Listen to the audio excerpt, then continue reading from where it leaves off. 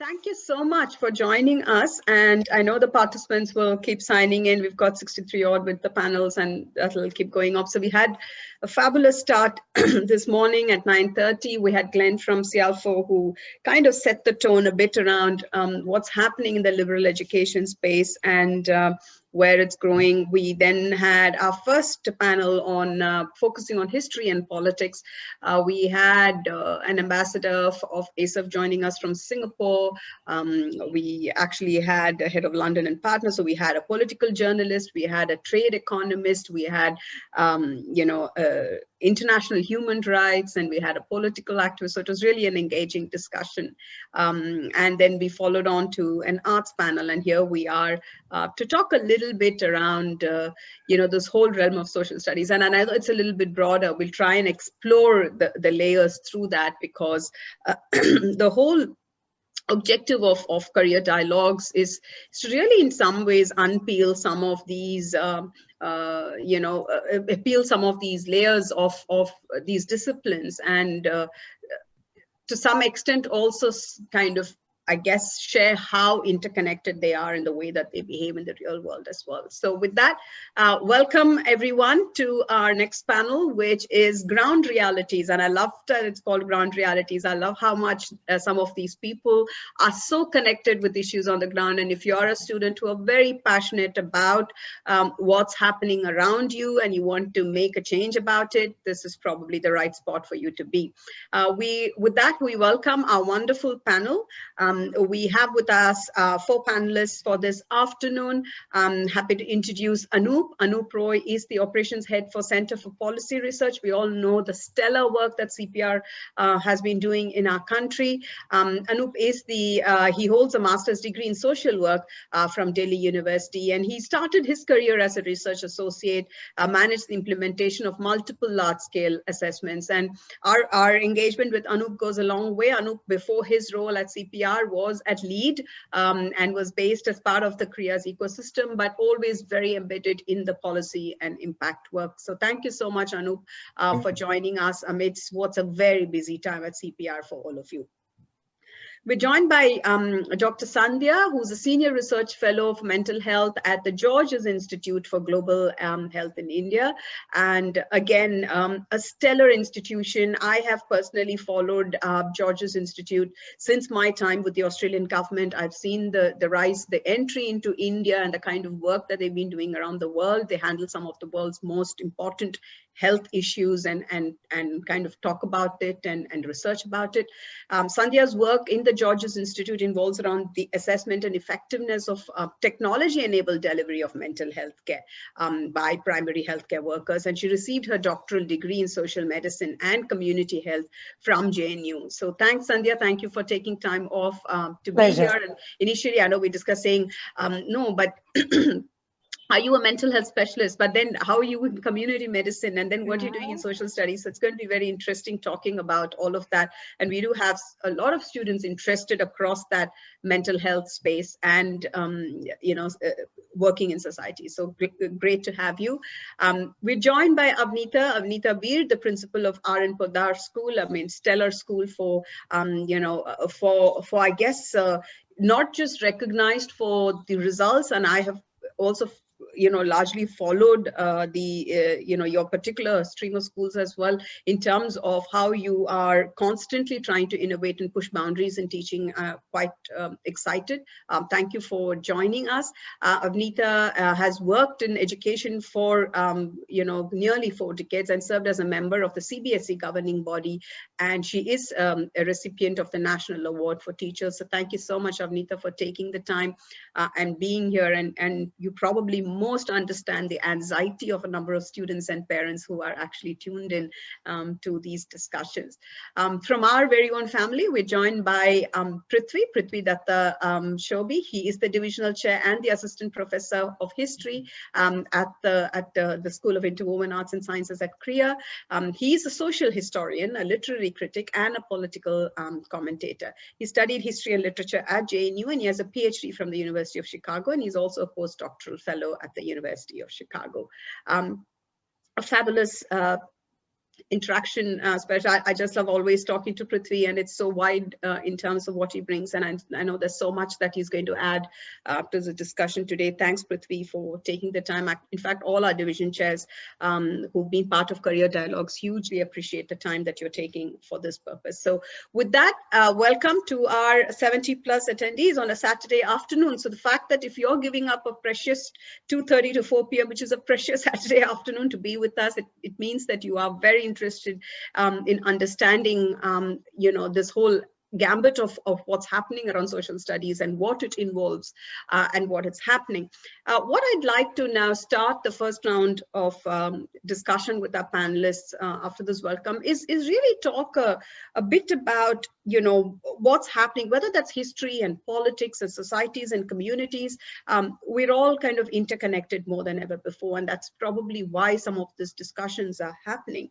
Now, in terms of the whole discipline of how social studies, you could call it social studies, you could call it sociologies, or the study of societies, how do you see this having evolved in the past decade? What are some of the significant changes that you have seen? Has there been something that really caught you by surprise, or are there some things that you really anticipated will change that hadn't?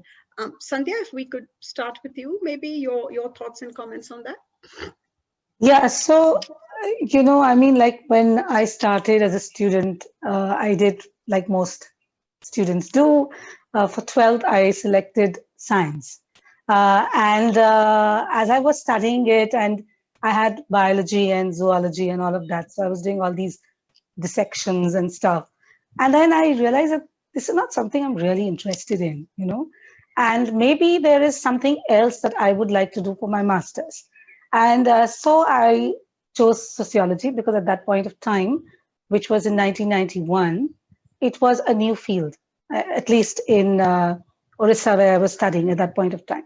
And I thought it sounded very interesting, and therefore I decided to, go and join the discipline.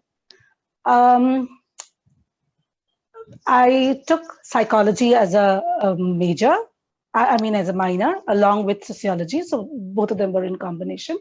And I had a very, very interesting time, going through both these subjects, learning stuff.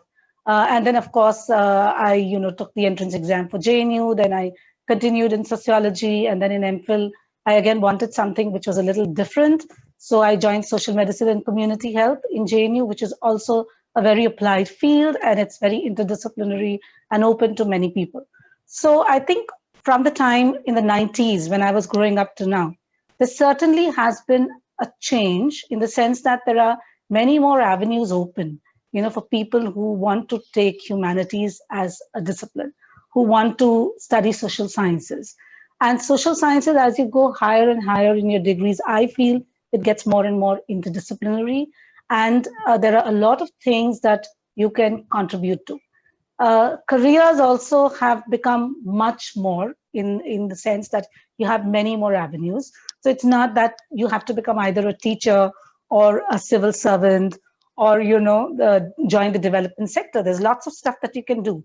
You can become a journalist. You can do things like, becoming a criminologist. You can also be a museum curator. You can do so many things. I mean, it's limitless. You can also go into the corporate sector. You can do market research. You can become an advertising specialist. You can be a policy analyst. So there is a huge lot of growth, I think, in the scope that has happened from the time in the 90s to now.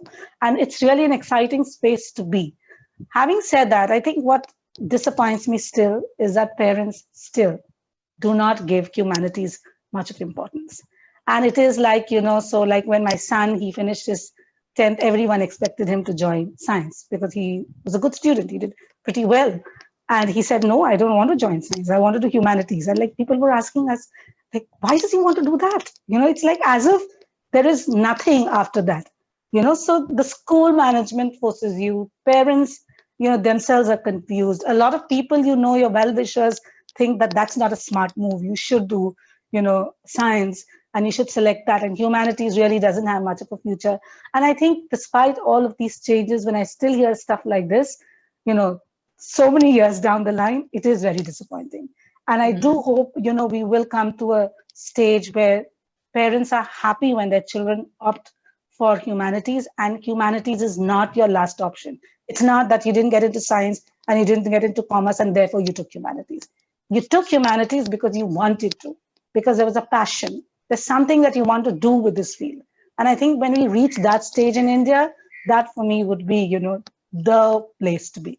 So I'll stop with that now. Absolutely. No, very wonderfully put. And but I often say in my introduction, having traveled around the world, working across so many institutions and coming back to India and seeing what universities like here and the Ashokas and other ones have created and brought this focus back into this whole space. And I hope a change is happening at some level, but very rightly put in terms of what you're seeing is the scope for the subject itself has grown so much, and its applications across realms have grown so much.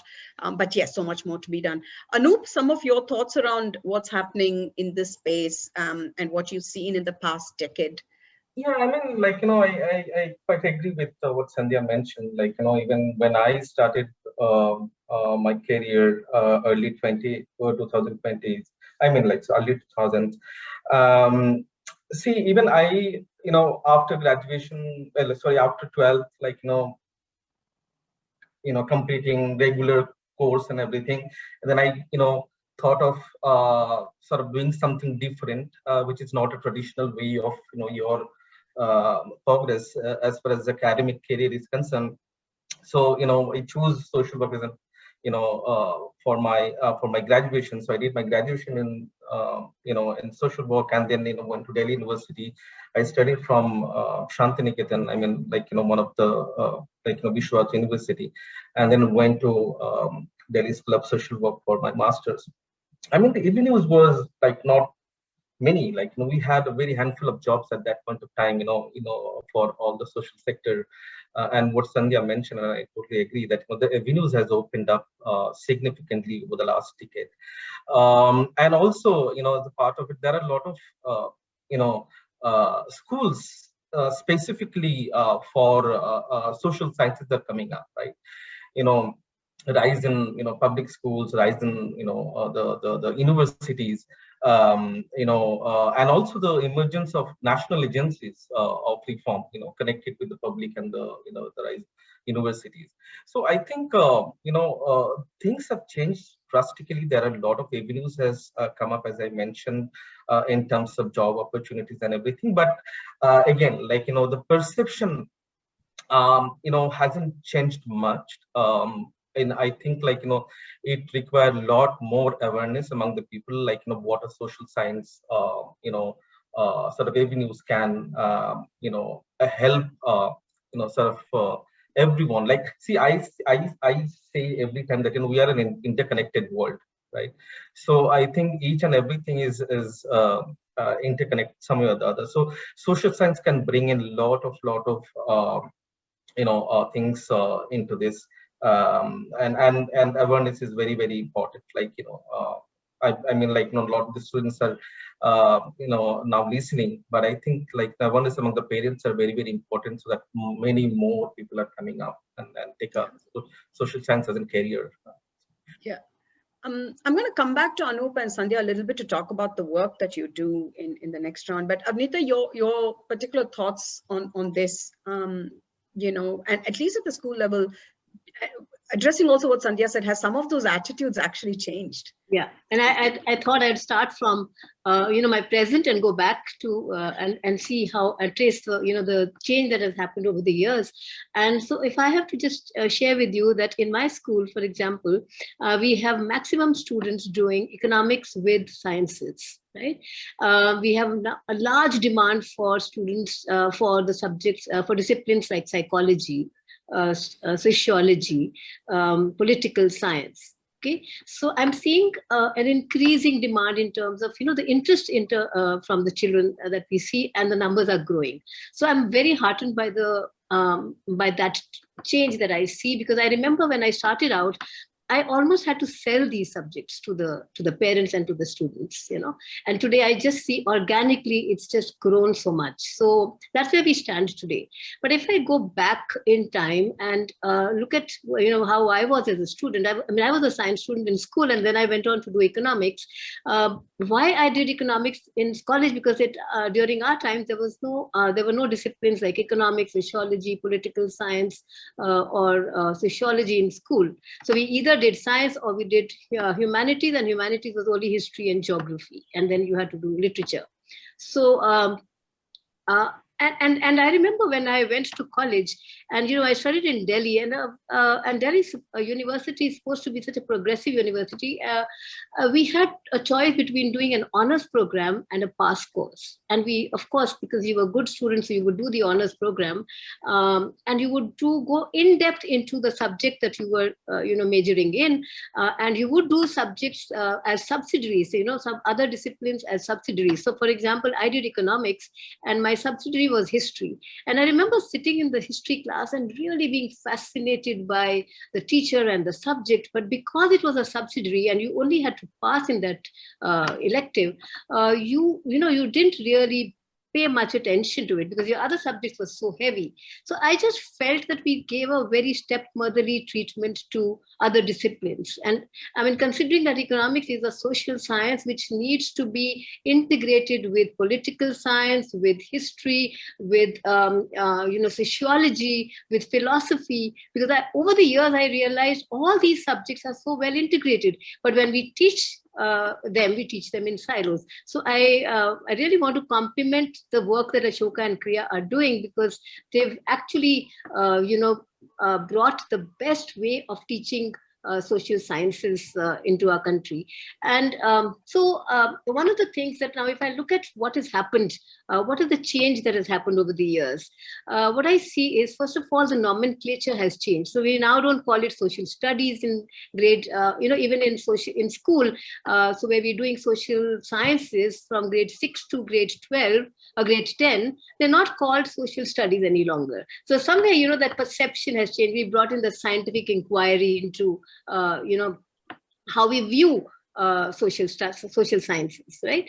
And there's a conscious effort, and I think it happened with the National Curriculum Framework of 2005, where the change, the discipline, and the whole nomenclature changed, and there was this whole perception management around social sciences. It was realized very rightly that these were disciplines which were lower in the hierarchy of subjects, right? And among them also there were some higher than the others, right?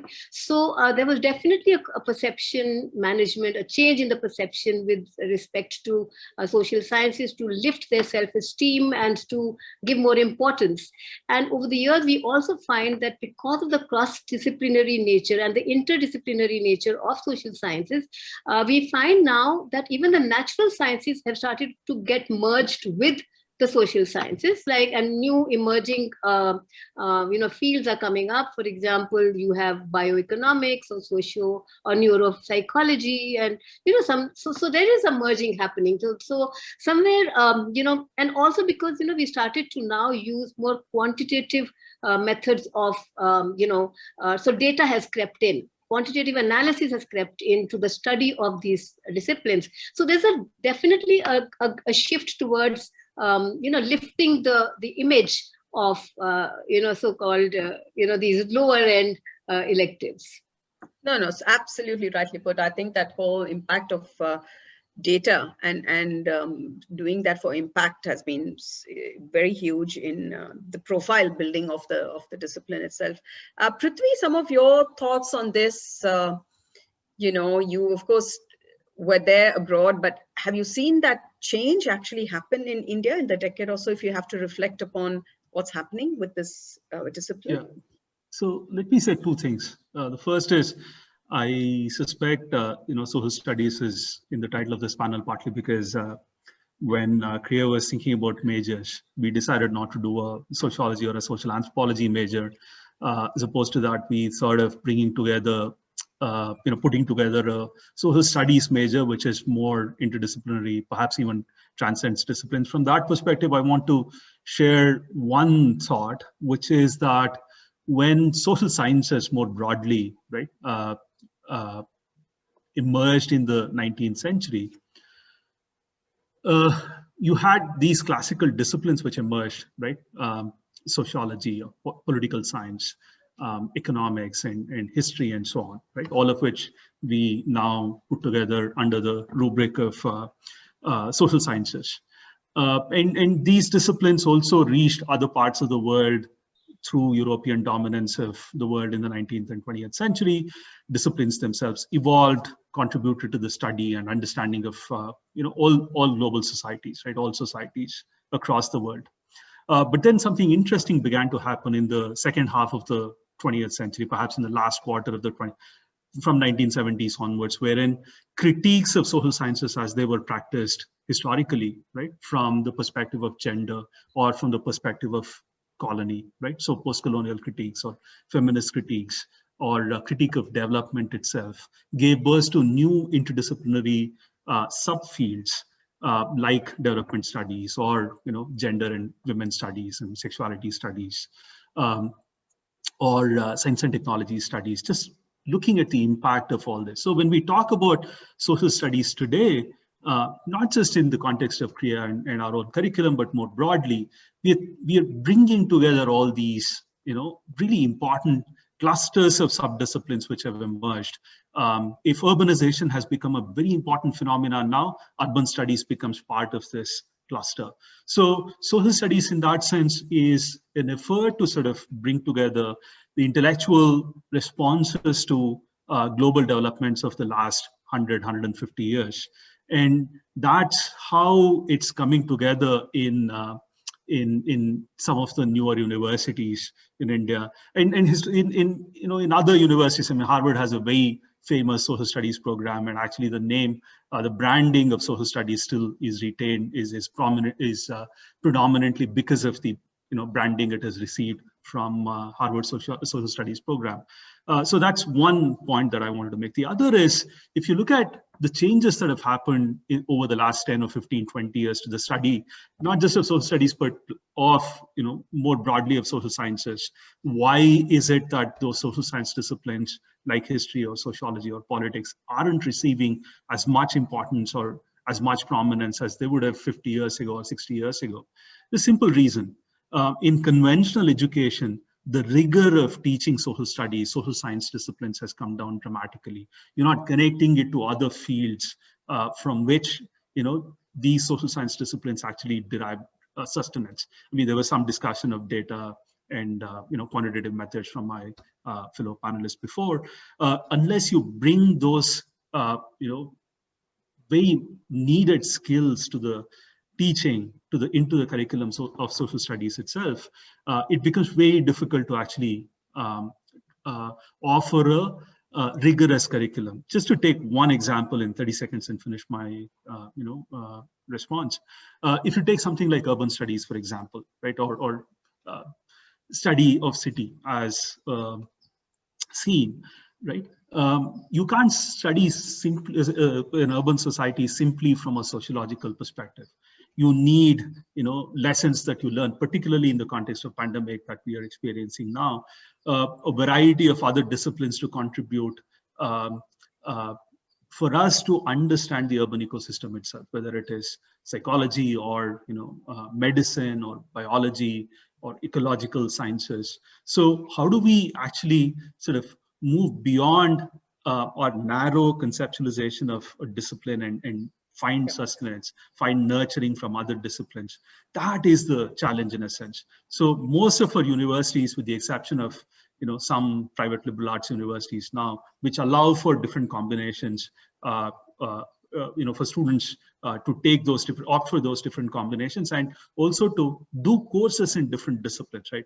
Social studies major at CREA or in some of our peer institutions can actually take a course in math or in environmental studies or in biology based on their interest, right? They're not limited to, as Amnita was saying earlier, to taking a subsidiary in history and sitting in those courses or classes only, right? This freedom actually helps them to expand their horizons.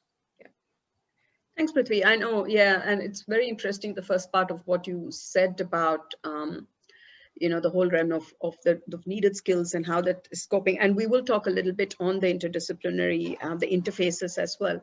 Sandhya, I want to come to you, and, we just ran a poll of who's sitting here in this group. So we have 85% students attending. So that's our audience. And the other 15% is really education counselors and some school representatives. So that's really the composition of the audience that we have today. Sandhya, for students kind of tuned in, if you could just talk through a bit about your work. What do you do at the Georges Institute? And this whole combination of what you're talking in terms of the sociology, community medicine, mental health. Can you just kind of explain this a bit to students in terms of that trajectory and what really your work is? Yeah. So at the George Institute of Global Health, I'm the Senior Research Fellow for a project that is entitled Artemis. This project is running in 2 cities in India. One is Delhi and the other is Vijayawada. This is what we call a randomized controlled trial. Just to make it a little simple, a randomized controlled trial tries to test something as scientifically as possible in the sense that you have one arm, which is called the intervention arm, and the other arm, which is called the control arm. So the intervention arm gets your intervention component, which in this case is training of the doctors and the ASHA workers. ASHAs are the frontline health workers who are based in the community, and they form the link with the formal health system, the government system, and training the government doctor at the primary health center level, which is the level that is easily accessible to the community. The idea is that you train them on mental health, and this is based. So we are based in slums. We're working in 30 slums in both the cities and among adolescents. So what we really want to address is the stress, the depression, the anxiety, the self-harm, and the suicide that adolescents are going through.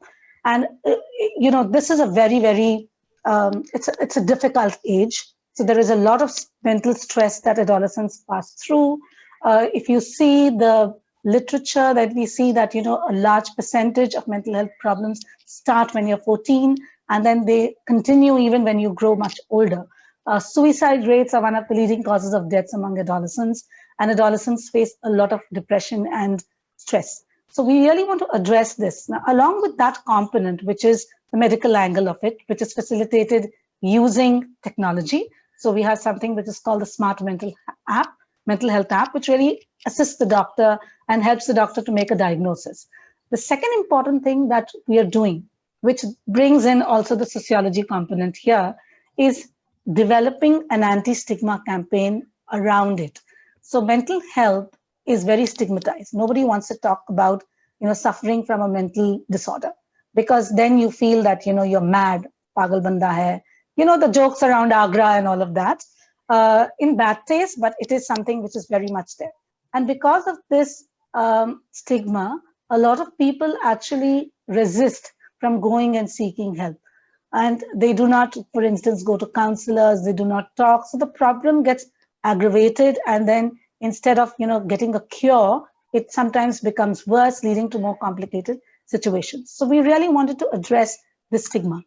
And since it's a program being run by for adolescents, we felt that the best people to tell us how to do it would be the adolescents themselves. We are old now, we've forgotten what it is to be an adolescent. So we formed this group of experts. We call them the Adolescent Expert Advisory Group.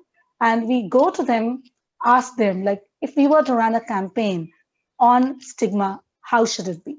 So they give us the inputs. So they tell us, like, for instance, you should use more of videos, less of written material because we don't read as much.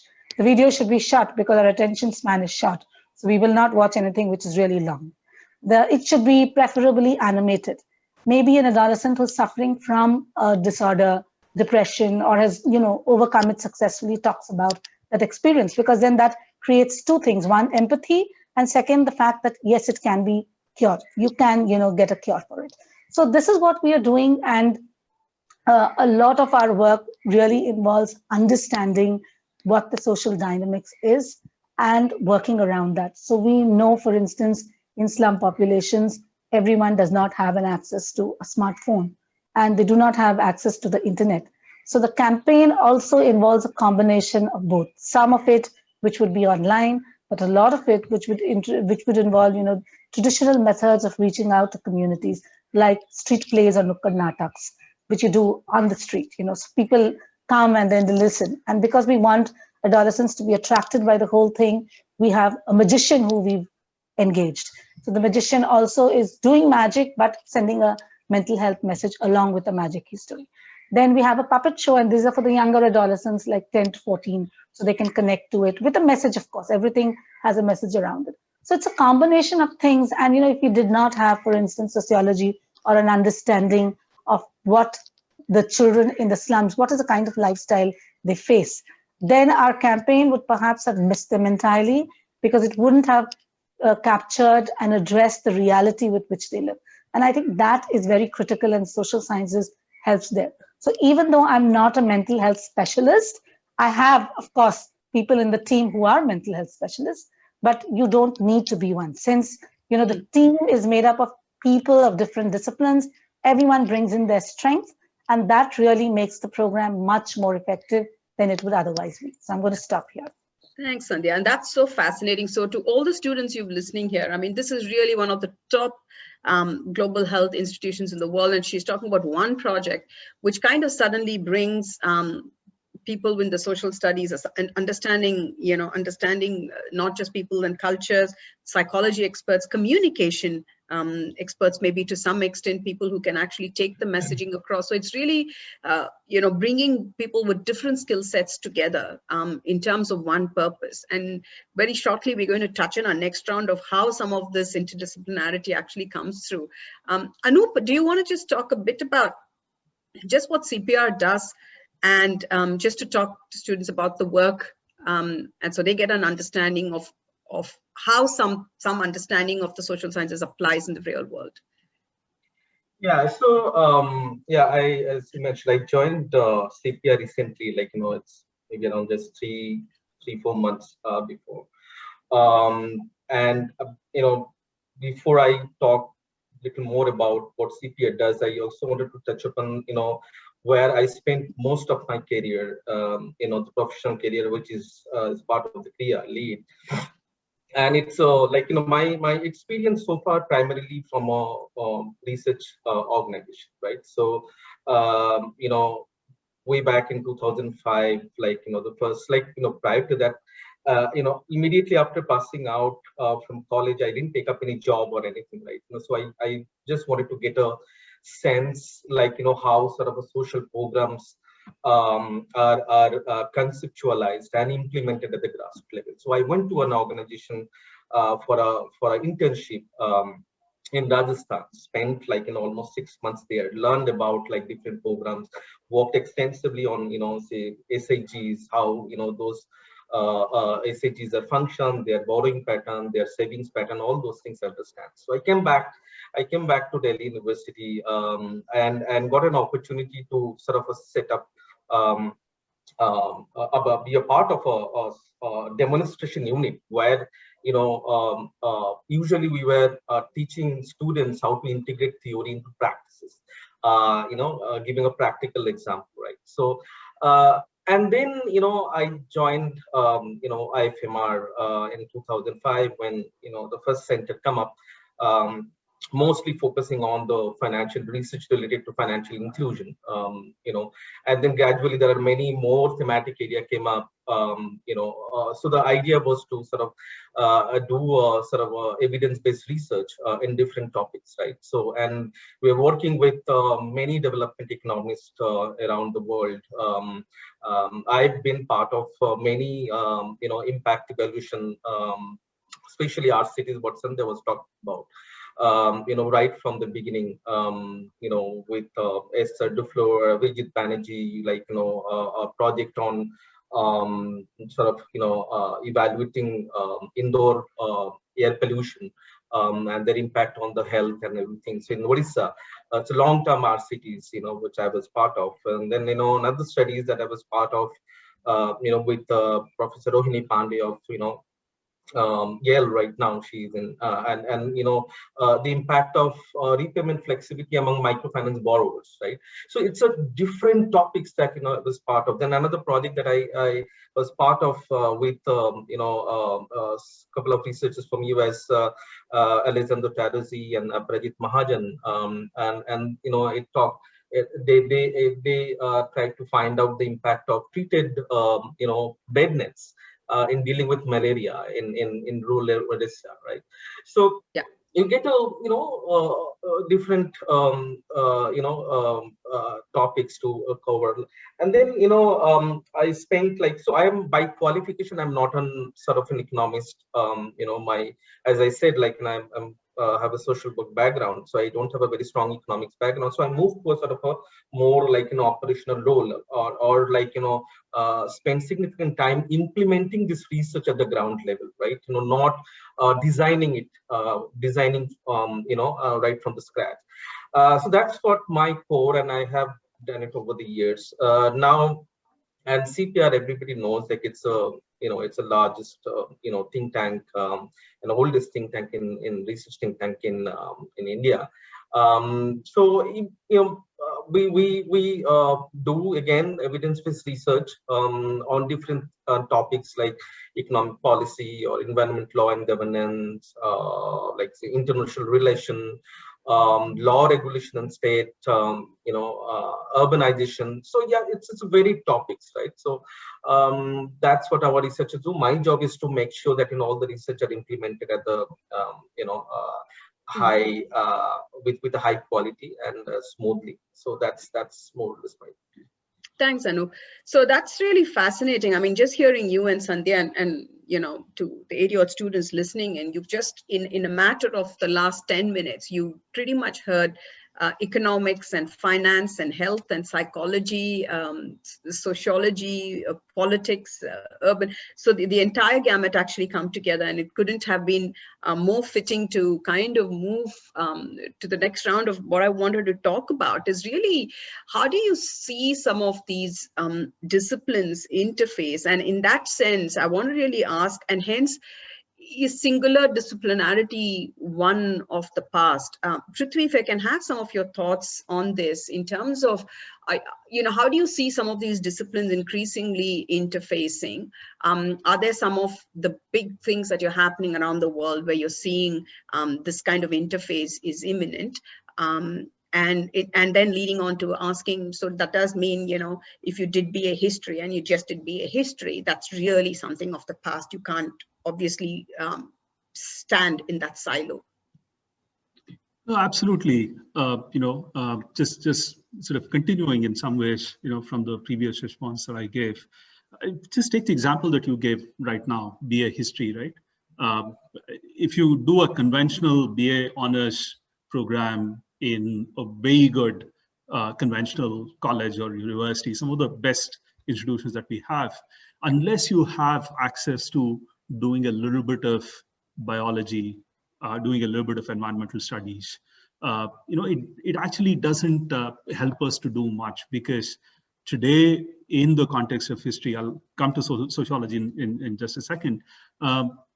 History, some of the most exciting research in history is happening, with the help of DNA analysis, for example, or by using by looking at climate change, which is a contemporary concern, but which helps us to actually go back and rethink our own approach to the study of the past by framing it as an environmental concern, right? So how have we historically, developed a relationship with our own ecosystems or environment? What are some of the ways in which we used our environment in a more efficient and a sustainable manner? Are there lessons to be learned, right? So similarly, even for some of the more conventional historical or sociological problems, for example, if you want to know more about caste and about the ancient nature of caste, perhaps ancient DNA analysis is going to be one strategy for us to add additional, insights to a field like that. So having said that, let me come back to the question of interdisciplinarity. Whether it is history or sociology, by definition, they've always had an interdisciplinary approach. But quite often interdisciplinarity is driven by contemporary concerns, right? What might those concerns have been 40 years ago? If we continue to hold on to those, today it just doesn't make any sense. So today's history students need to know a little bit of climate science. They need to know a little bit about geology if they have to understand anything about Anthropocene. And if you don't understand Anthropocene, if you don't understand climate change, there's no point in studying history today, right? Because even for studying, to go back to one of the examples that I gave earlier about urban studies, right? How are cities, how are we building our cities, how have we built our cities historically? You need these insights that you get from other disciplines. So the question for us as curriculum framers is, are we building an honors program, not just in just one discipline, right? By the time a student graduates, regardless of what it is that they graduate in, are they getting adequate skills? Are they finding enough insights from other disciplines to bolster the the foundation that they get in any one particular discipline? So this is true for sociology. This is true for any other social science discipline. So interdisciplinarity, but driven by today's concerns, whether those are concerns of urbanization, of public health, of pandemics, of unpredictability of future itself. How do we actually come to terms with something like that, or of climate change, and so on and so forth. So in the midst of all that, you also have conventional problems, but they also, whether it is about religious strife or identity politics and so on. But even those will need, insights that you get from these other disciplines. Yeah, no, very, very interestingly put. So students, if you're listening to this, what Professor Pati was also talking about is some of the contemporary issues that we're beginning to face and looking to solve will demand the kind of interdisciplinarity that's actually happening. In that sense, that education will have to feed into that. Abnita, if I could get your thoughts a bit around where do you think this whole realm of social studies interfaces with so many other, we're kind of talking about data, suddenly we're talking psychology, we're kind of really going across the board here. Your thoughts around that, and also around this whole concept of singular disciplinarity and what you think now, are we kind of well past it? Yeah.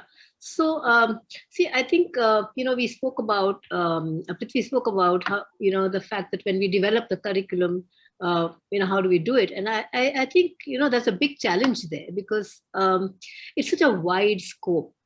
And I think attempts have been made, and I must appreciate again what the NCF has laid down. It's given us a beautiful framework within which you design your curriculum and you create the linkages between subjects, between disciplines, and then the textbooks get formed. And the unfortunate thing is that we think that the textbook is the only thing that we need that constitutes our syllabus, and so I think more of I would lay more importance on how do you transact what is there in the textbook, so that we have these beautiful textbooks, for example, in school by the NCERT, and they've done a wonderful job of following the philosophy of the NCF. But how does it? But teachers haven't been able to. They haven't been trained on how to transact that. So I think that's a very critical area where we need to do some homework. So for example, now, when we teach economics in our school, for instance, and I bring that up because that's my subject, and I feel very passionate because I felt that, as long as I was a student of economics and I went to some really great colleges, I never could understand its interconnection with other disciplines. So I studied about micro and macroeconomics. I studied about the isms, the capitalism, socialism, and all of that.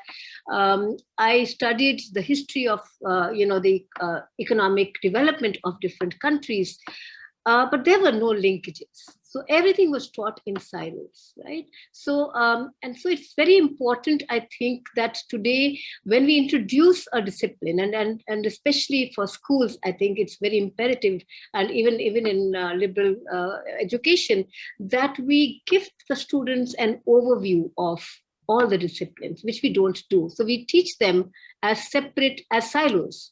So when we teach them as silos, children don't get the connections, the parallels between the disciplines.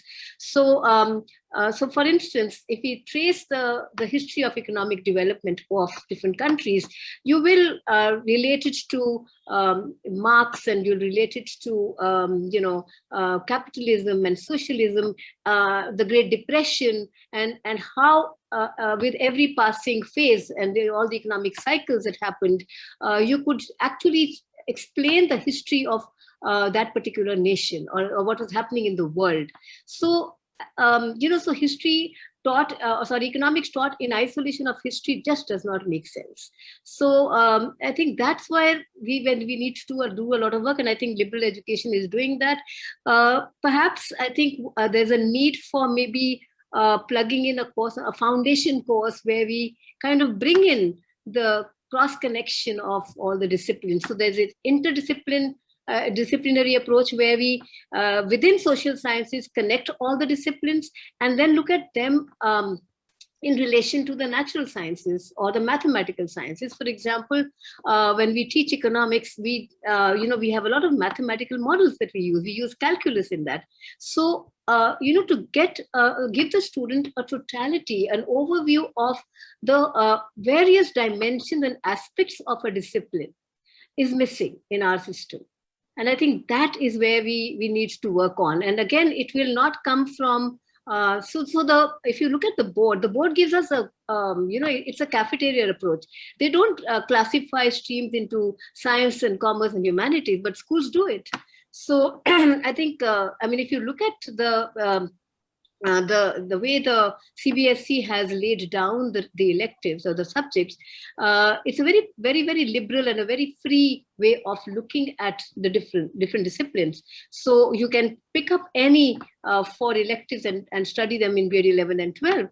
And then depending on what you like out of those, then you can pursue them in college. So, but it's just that we don't really do that, because we actually club sciences into physics, chemistry, and mathematics or biology, and then we say these are the commerce subjects and these are the humanities subjects. Mm-hmm. So economics, for example, is a discipline which runs across all science. It is a science, it's a commerce subject, it's also a humanities subject, right? And so it's important to tell children how every discipline has so many different dimensions.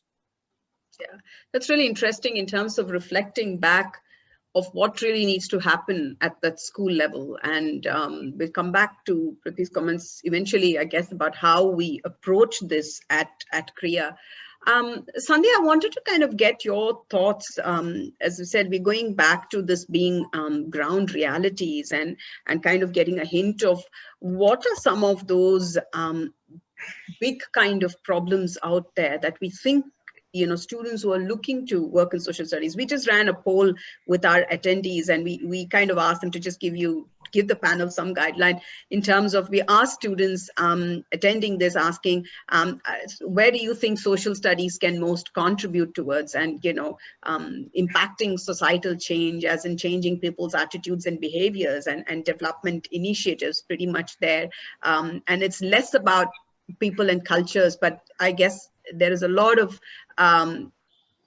understanding that you would study this to create a change, to impact, to do something on the ground. And it's interesting that we did look at this, titling it as ground realities.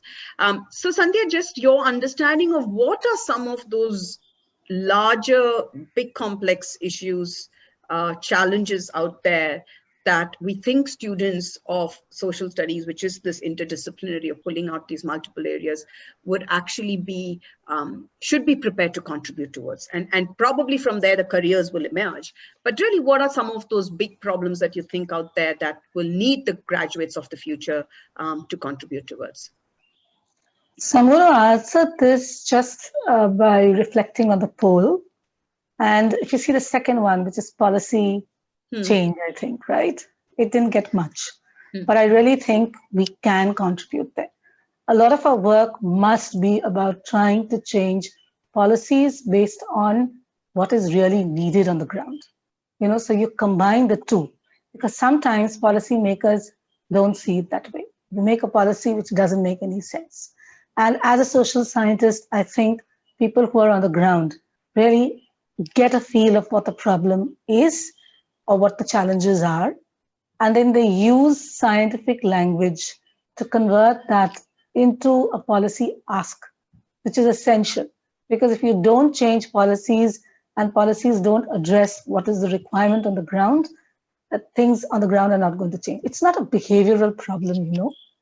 There are more problems which are really structural, things that need to change with power equations, for instance. It isn't that, you know, if somebody, this becomes like the classical thinking that the poor are poor because they're doing things wrong. But that's not the way it is. Unless you ask questions like, you know, what is it? What are the power dynamics around it? Why is it that things haven't been able to change? What can we do to make it change? And have policies that really bring about those changes. I think we are taking the Band-Aid approach, just doing, you know, small little changes, small symptoms to change it, but you're not changing the underlying problem. So I think as social scientists of the future, it's really, really important to try and change policies, to influence people in the government, to use whatever you gained from being on the ground and connecting with the people, you know, to bring about these changes, aided with data, because you just can't change. And the data is not just quantitative. You can also use a very powerful story to, you know, put across what you want. So both quantitative and qualitative data coming together, getting married with ground reality, and then presenting it to change policies. I think that is very important. So I would really, you know, put that high up and not second there. So I'll stop at that and maybe listening. No, absolutely, and it's great that you highlighted that. So in that context, Sandhya, if you're really saying, you know, all that you said in terms of the quantitative and the qualitative presentation of some of this to impact policy and bring about that change, and hence, what kind of skills do you think students who are looking to work in the area of policy research or implementing will need to come with? Anything that, besides all the academic bent that they will bring, but any other stronger skills? So the first thing, of course, is knowing your society well.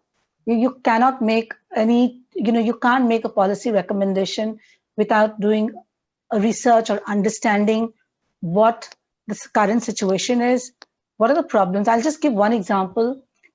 I mean, I don't know if any of you all have heard it, perhaps you'll have. It's called the Indira Gandhi Matritva Sahyog Yojana, which later on, I think, became the Pradhan Mantri Matritva Vandana Yojana or whatever. So that is basically a maternity entitlement scheme, which is linked to women doing certain things, and then you get your, you know, payments. Suppose you get immunized at the 3rd month, you will get one installment. And then you get immunized at 6 months, and then you have your baby immunized, all of that stuff. So it's a conditional scheme. Now, when it first came in as the Indira Gandhi Matritva Sahyog Yojana, then we felt that this was a problematic scheme because it put the onus on the people without really focusing on the supply side. So, you know, how, for instance, if many times women told us that they would go to the center, but they wouldn't find the A&M to get their first ANC checkup done. So then you don't have an ANC checkup record and you can't prove that you've done it, right? So then that's difficult to get the first installment. Then it was a scheme that was conditional in the sense that it was only for the first 2 live births. Any other children after that would not be entitled to the scheme. The woman wouldn't be entitled to the scheme. So then we did an analysis of showing how many people, who were the people who had more than 2 children. You know, they were the ones who were the scheduled caste, they were the Dalits, they were the tribals, they were the people who were the poor. And they were the ones who really needed this kind of maternity support. But by, you know, putting the 2-child norm and excluding them, you were in effect depriving the most deprived sections of these. So, you know, we did a research to show how many would be left out and what would be the consequences if they did not receive it. It was not a large sum of money, but for them, it would have made a lot of difference. You know, so what would they face? How would this impact them? And how this 2-child norm conditionality should really be removed. And then using that, we had done a policy advocacy. For a time, they did take it off. Then later on, the entire thing got rechanged. Nobody worked on it again. But I think that, if you know your people and you know what is the situation on the ground, and then you use it to analyze what would be the impact of a policy if it came, and then you advocate, I think it becomes very powerful advocacy. Such an advocacy definitely needs an interdisciplinary approach, because you would do the economics around it. You would, calculate like how much would that mean? What would it mean to people? That kind of money, like what would it translate into? You would talk about the sociology of it. What is the caste? What is the class of these people? And then you would also talk about supply side issues. The whole thing of women not going. It's not that women don't go. It's also a problem with the system. So, how would you correct that? So a lot of things come together when you do a policy advocacy that involves really understanding grassroots reality and then bringing in other components like economic analysis, class analysis, and putting them together to make strong recommendations which impress policymakers and then get them to rethink about the whole policy. So I'll just stop there. Thanks, Sandhya. No, that's really putting a lot in perspective for students tuning in.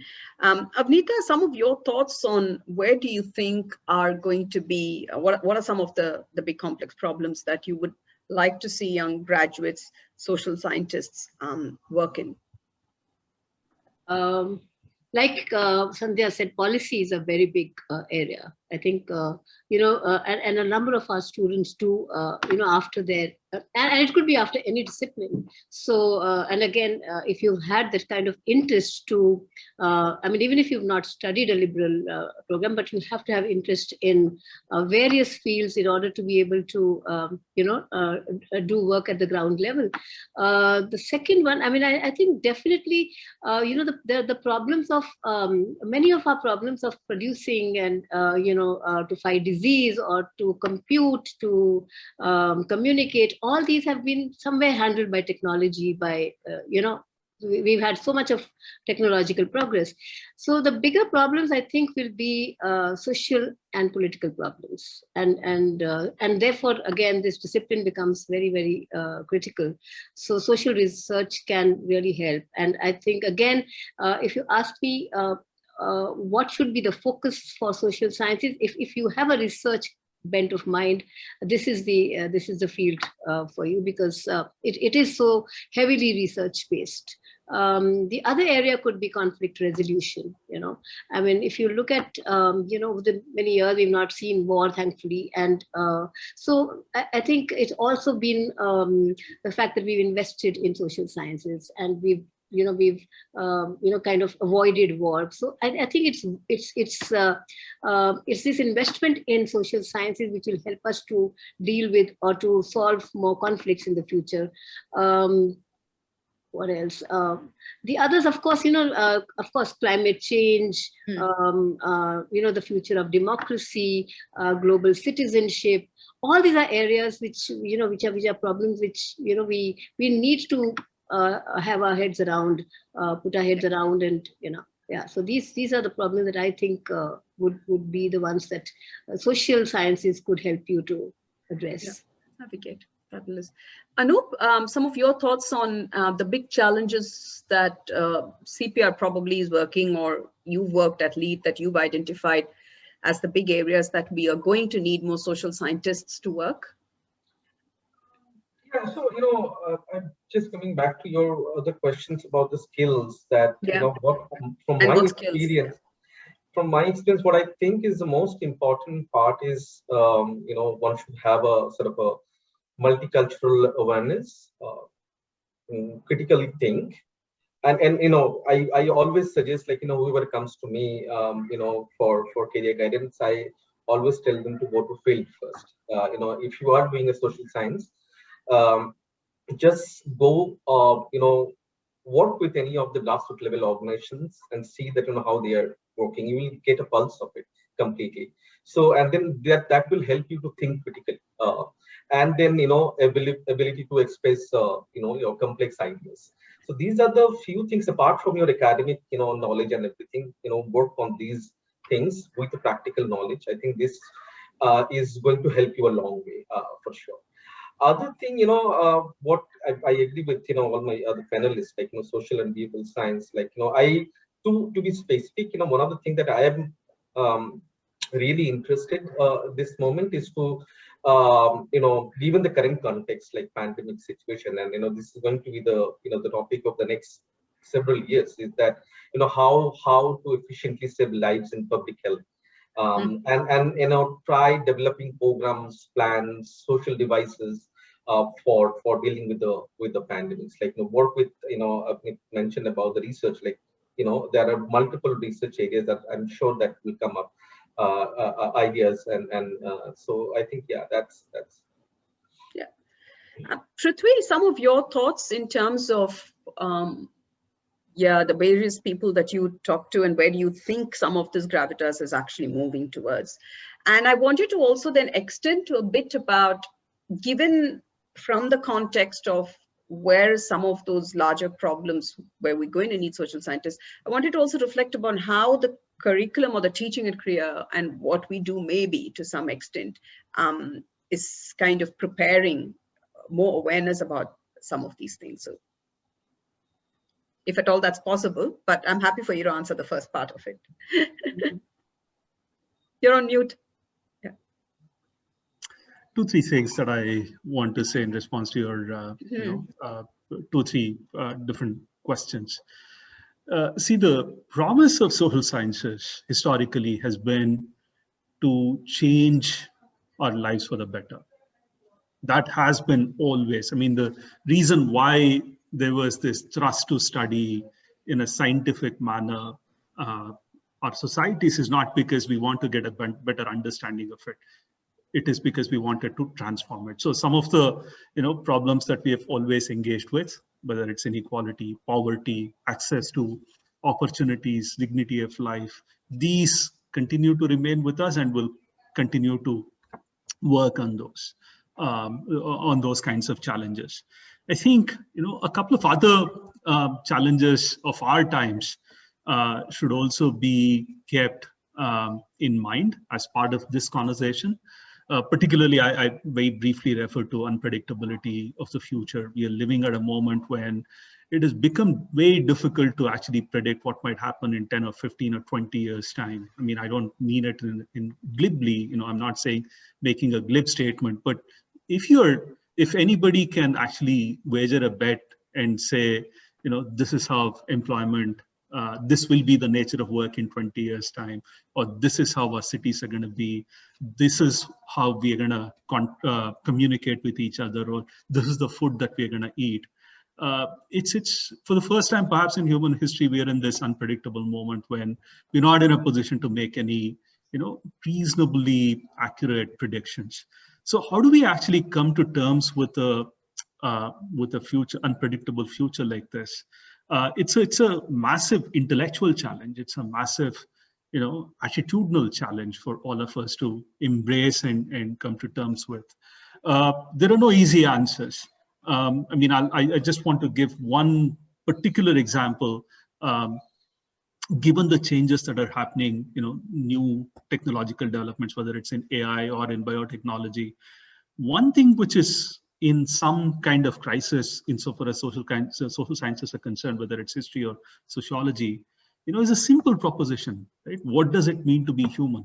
So do we have a different answer in 20 years' time, 50 years' time? Will that actually impact the way we think about the knowledge that we have produced, whether it's over the last 200 years in the form of social sciences, or over the last 5,000 years in all the civilizations that we have created? So keeping these kinds of complex questions in mind, right? I mean, our own approach at CREA has been to think about our disciplines in different ways, right? In innovative ways. So how does, if we were to take the example of social studies itself, how can social studies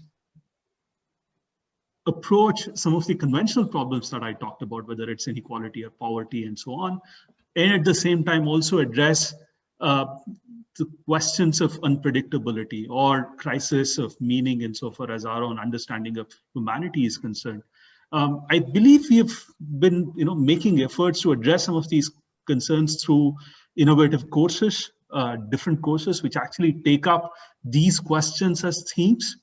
In addition to that, as part of a broader liberal arts approach, we've also been trying to alert our students to, move out of these silos and develop understandings of how other disciplines might actually help them to think about this, right? Just to give you one example, right? For somebody who is interested in social studies, who's thinking about what does it mean to be human, would taking a couple of courses in neuroscience or in psychology help, right? Because that is where we will try to address head on some of these core questions. Or I might ask, I might offer a course in philosophy or in history or history of thought, where conceptions of what it means to be human, which we have developed over the last 2,000-3,000 years, get examined, right? So our effort is to constantly be in conversation with some of these more difficult questions, but without losing sight of what it is required to be helpful, to be productive in the real world 2 years from now, 5 years from now. So which is why we also emphasize skills that our students need to have, whether those are quantitative skills or ethics, ethical thinking itself, from a practical ethics approach. How do you use the knowledge that you acquire, that you gain in a discipline, in a theoretical speculation inside a classroom, into a real world scenario, right? So those are some of the efforts that we've begun in the last year and a half. Thanks, Prithvi. So it's pretty much kind of ending some part of the moderation, and I hope we had a lot of questions that came in prior, which I fed into my questions as well. So for students who've actually listened into this, you've kind of seen this whole gamut across it, touching multiple areas, and the aspect of, if you're really hoping to contribute to create societal impact through, and whether that's better cities, better health, more interconnected societies, and whether that's impacting through policy, that whole singular disciplinarity is not something that we can ever progress with. And that whole awareness of what's happening around you being very important. I really want to take a few questions here, and Diksha's been at it. She's been one of our fantastic participants, and she has a few questions posed here. I want to start this first. One of these things that comes with the school curriculum, because I understand she is a school student. So Avneeta, I really wanted to ask you this, that there is a lack of gender studies, especially the focus on gender studies in schools. And hence this whole thing about, and she mentions about how Scotland kind of introduced LGBTQ, rights and all that in their curriculum. So really, what is it that we could do in terms of, students can aim to, who want to be advocates in this area? What would you suggest? And again, I really wanted to understand where are schools standing in something like this? Is this something that is effective in the curriculum? Yeah, so like I said, designing the curriculum for social sciences is a big challenge, because it has so many dimensions. So you can add as many, and that's one of the beautiful things also about social sciences, that whenever there's a need, you can add a new dimension.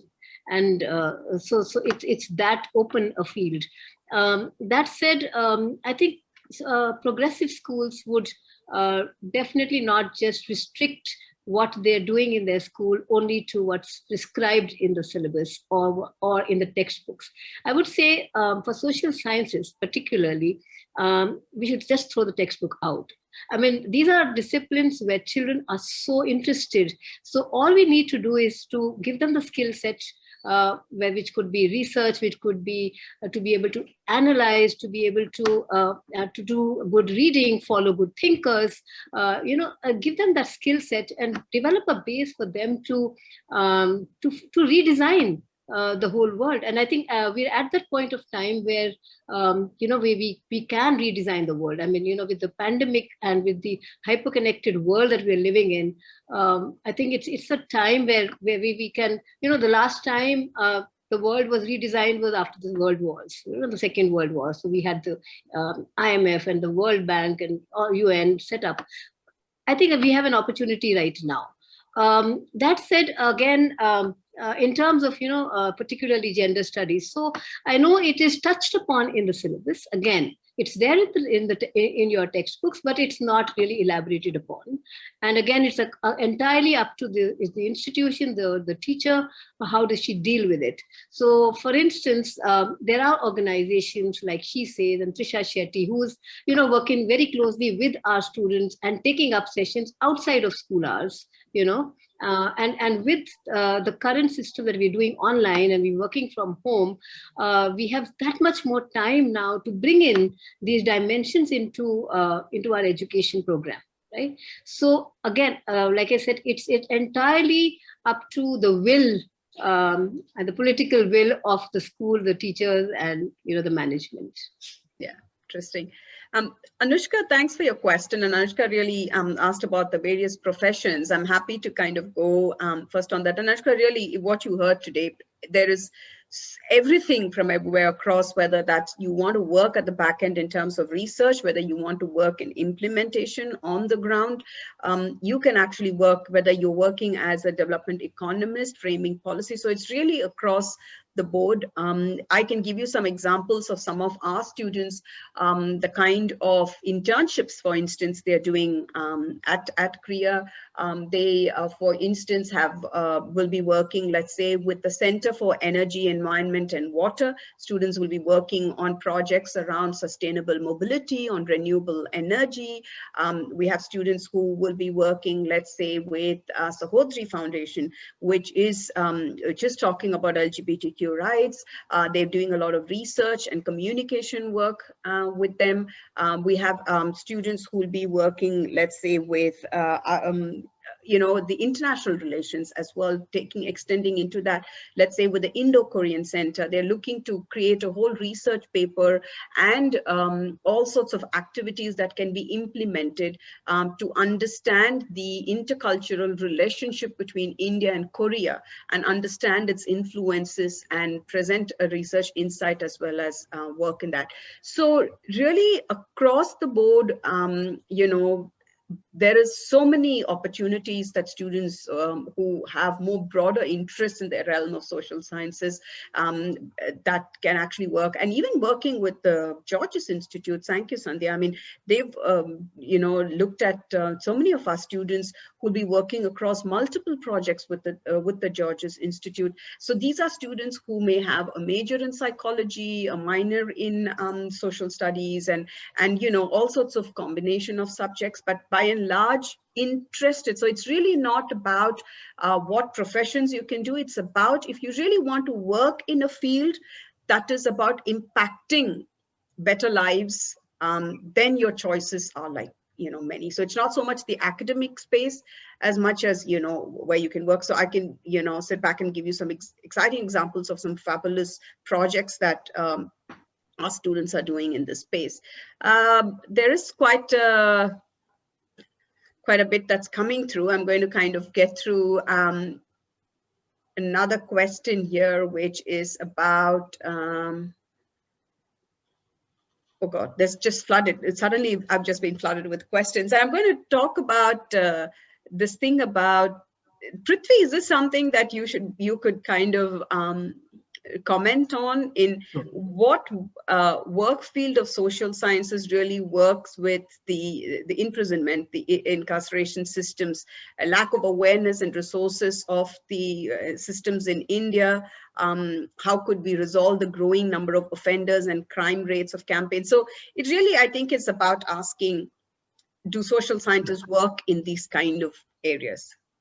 No, I mean, criminology is typically the sub-branch, the subfield, which has also become a discipline in many universities at the undergraduate level, which deals with some of these issues. But I think as one moves upwards, right, from a sociology or from a social studies basic training, you could take that up as a serious research interest and develop, an expertise in that field, prison reforms, incarceration, crime, because it also connects up with issues of gender, issues of criminality, which might be connected to poverty or inequality and those kinds of issues as well. So There's a specific criminology approach one can take, but a more broad-based social science, sociology approach, which will then eventually lead a student towards that more focused study. Yeah, and the whole realm of criminal justice, which is in its own space of, you know, where that is actually, yeah, that's quite interesting. So if one is interested in doing something related to social issues, yeah, Anushka saying gender discrimination, LGBTQI, is social sciences or humanities a good path?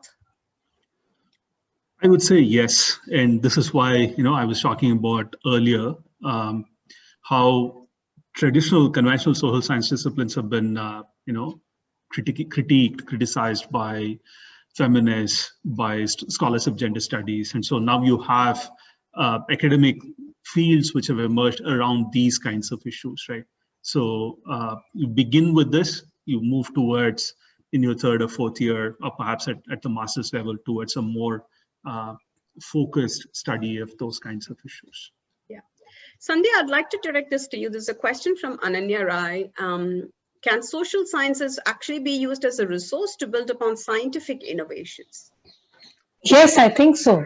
Because, you know, scientific innovations have to have some value. Otherwise, there's no point of it being there, right? And what is the value, or what is the value of innovation? It's something, the answer to that would come from social sciences. So definitely, yes, you do need to have it. Yeah.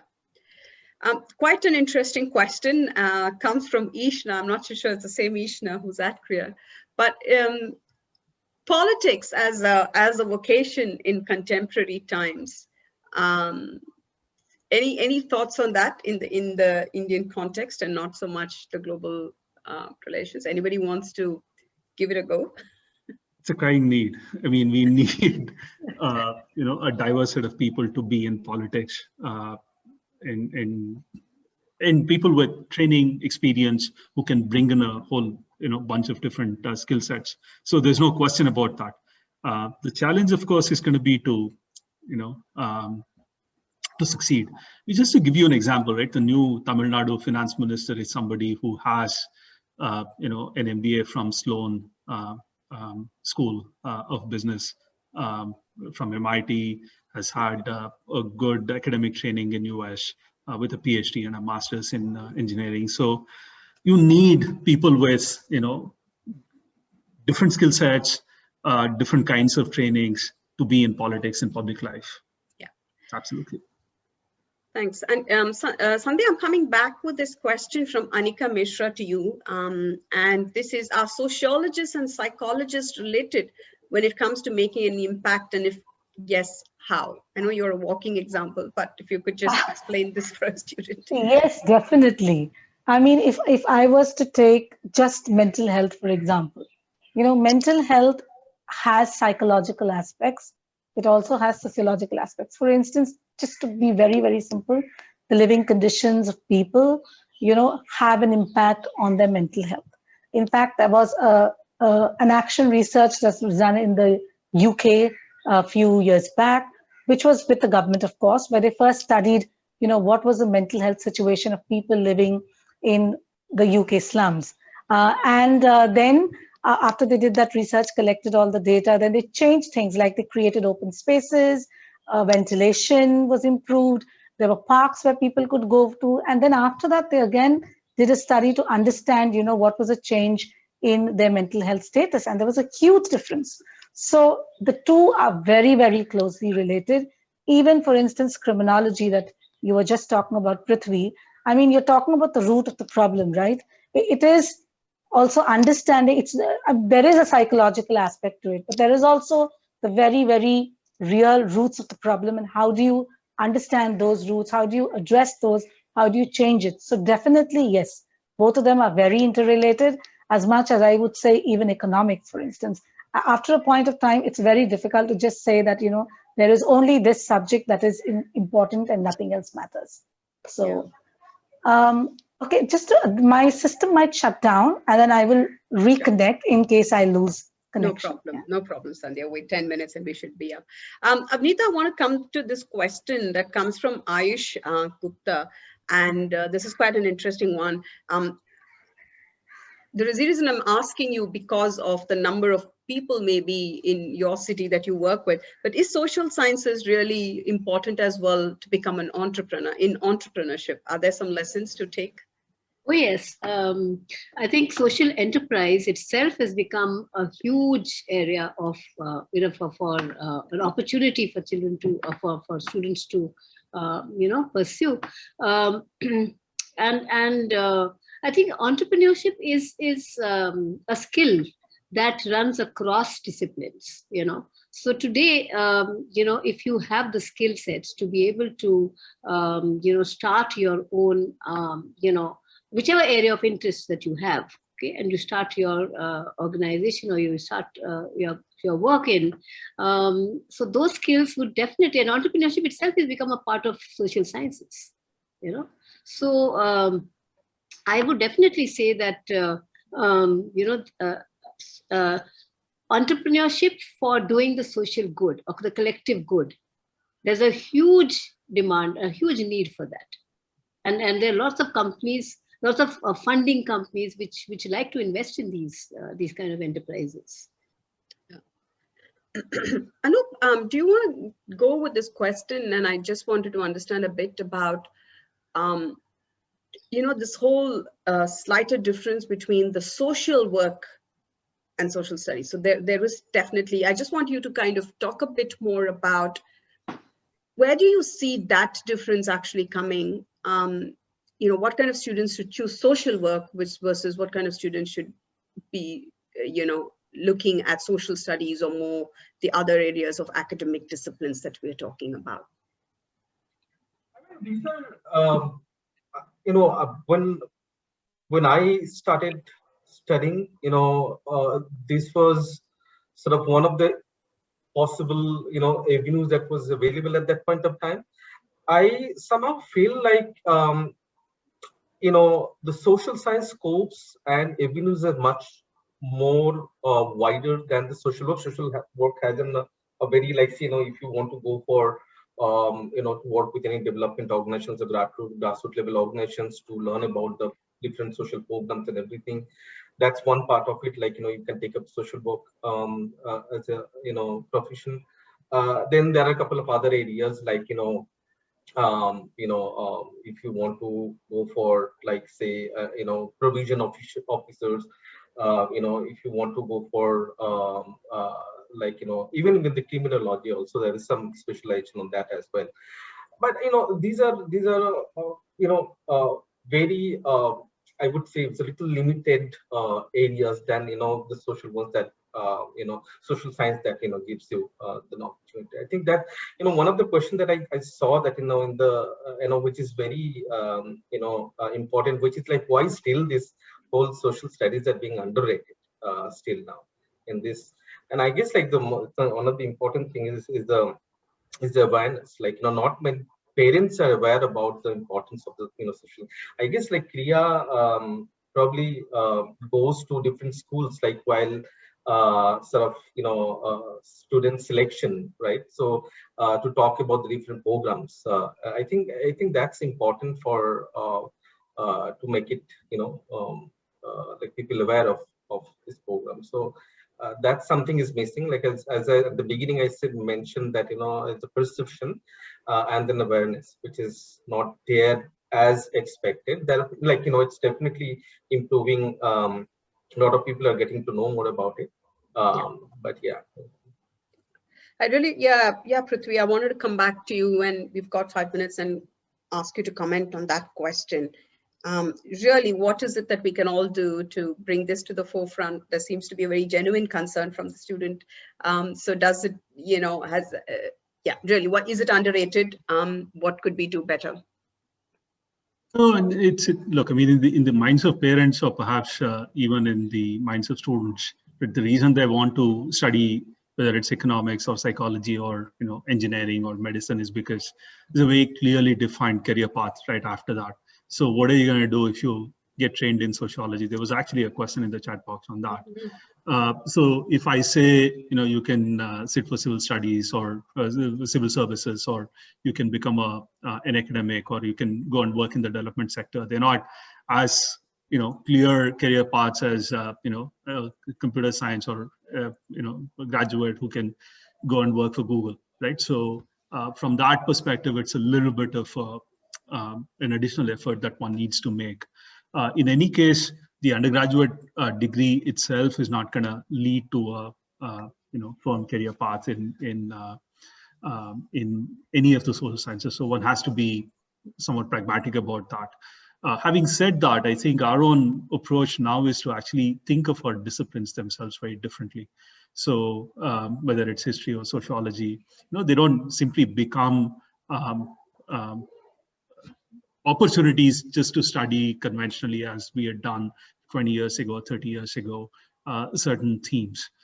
In addition to whatever was the conventional understanding of the discipline, these disciplines have to actually embrace the new world, the new challenges that our contemporary times are posing to us. So from that perspective, right, the new skills that one picks up will actually make all these youngsters who get trained in, whether it's in any of the social sciences, more, I don't want to use the term employable, but more relevant in today's world. So on the one hand, we're also saying it is increasingly becoming very difficult to talk about what might be the future of work. But on the other hand, we're also dealing with a situation where, whether it's because of an attitudinal issue, where all of us are thinking about careers which last for 40 years or 50 years. Those careers, those kinds of work prospects don't exist at all. So it's better to be realistic from that perspective and have a better sense of what our contemporary moment is. And if you want to, if you want me to make a very strong argument for social sciences, a good social science approach actually helps you to understand this current moment. That is the strongest argument to actually study social sciences. We understand, where the hell we are and what are we doing now.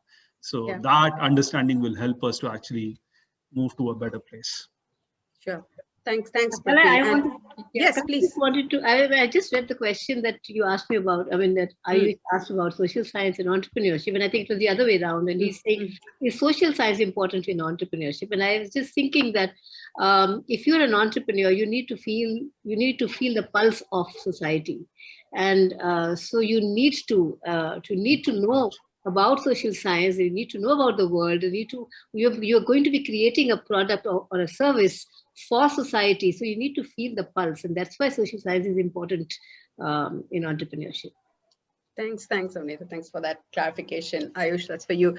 So I think, we ended the previous one pretty importantly. And Ananya, what's really interesting is this whole thing about, is it underrated? You'll be surprised. I said this in the last session, that we had the country manager of SoftBank, which is one of the largest investing banks in the world, angel investors in so many companies. We asked him, what kind of graduates do you want? And he said, history graduates. And he was very clear. He said they come with a certain skill of understanding, thinking critically, presenting, which we thought was very interesting. We had the head of Google come and talk to our students, and Dr. Manish Gupta, and we have somebody from Google who will join us in the next segment. And we talked about what are the future skills. And he said, although you're going to come to us on an AI project, we would prefer students who are philosophy majors and politics majors, or social studies majors, because that becomes, he said, more important. It's not about understanding the technicality, but it's really about its applications and where it's relevant. And hence the entire AI for social good, which is Google's biggest project about how they apply AI, has very less technical people. It has a conglomerate of a lot of social scientists who work with AI technicians. We had the head of Microsoft's lab here, Sriram Rajamani, also talked to our students.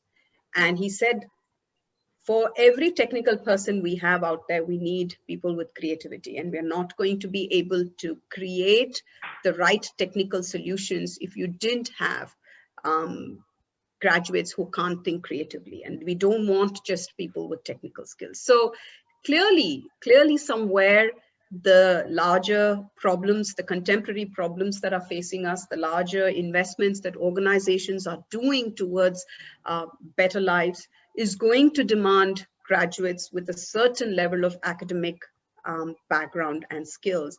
And we hope, Ananya, and every other kid who's listening in here, that there is no better time to be in a kind of interdisciplinary opportunity of education that you are now, with the kind of contemporary problems that we face, and companies being more open to accepting students of diverse backgrounds as well. With that, I'm going to thank my panel. Thank you so much for sparing your Saturday afternoon with us. And the students have been listening in, and I'm sure a lot of recorded versions is going out as well. Thank you, Avneeta, for your precious time. Prithvi, Anup, and Sandhya. We look forward to staying in touch, and thanks immensely for sparing your thoughts. Thank you. Thank you.